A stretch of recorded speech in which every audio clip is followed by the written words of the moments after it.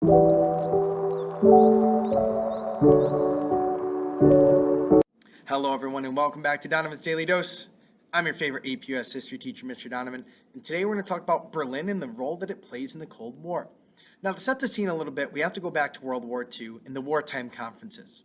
So the United States, Great Britain, France, and the Soviet Union meet throughout World War II as they are all part of the Allied powers, and at conferences like Yalta and Potsdam, they start to map out a post-World War II Europe. In order to prevent the rise of Nazism and dictatorships in Germany, Germany is going to be split up into 4 different demilitarized zones after the war, which is shown in this map here. So as you can see, the western part is really controlled by the US, Great Britain, and France. Eastern part is controlled by the Soviet Union.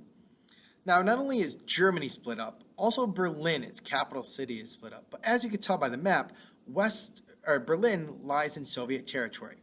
But within that Soviet territory, West Berlin is going to be controlled by the United States, Great Britain, and France, and East Berlin is going to be controlled by the Soviet Union. So this is going to cause some contention between the two, especially when Stalin starts to block West Berlin from U.S. aid. They're going to shut down railroads and roads that would prevent resources from getting there. Now, Stalin's goal at this time is to completely take over Berlin in the hands of Soviet control. But the United States is in a tricky situation because they don't want to start another world war, but they don't want Soviet aggression to expand. So the big question is, will the U.S. stand up to Soviet expansion and aggression? And they do. And they do this through the Berlin Airlift. Now, over the course of 15 months, there's going to be over 2 million tons of food and fuel flown in to West Berlin to make sure it does not fall to starvation, to make sure that it can continue to thrive as kind of a small, democratic, capitalist part of the city.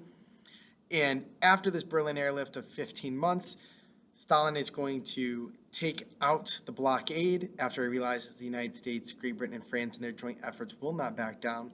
And this is just the beginning of tension in Berlin.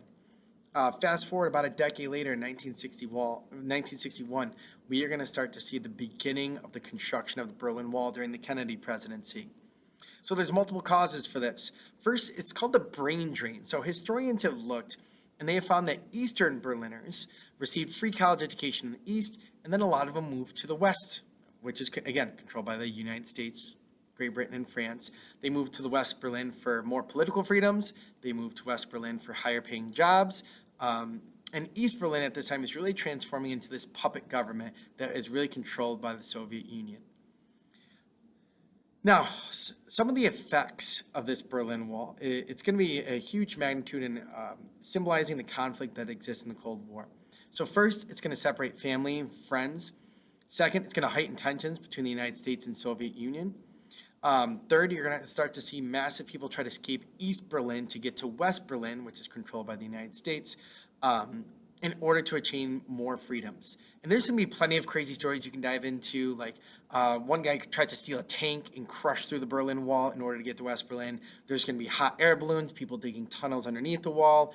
But the hardest part about getting through is that it had armed guards pretty much 24/7.